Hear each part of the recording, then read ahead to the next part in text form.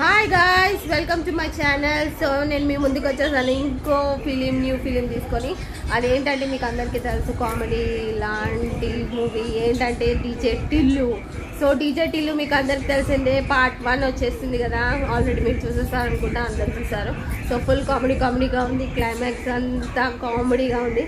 So అదే దాందే part వచ్చేసింది టిల్లు 2. సో మన స్టార్ బాయ్ సిద్ధు తెలుసు కదా మీకు, డీజే టిల్లు.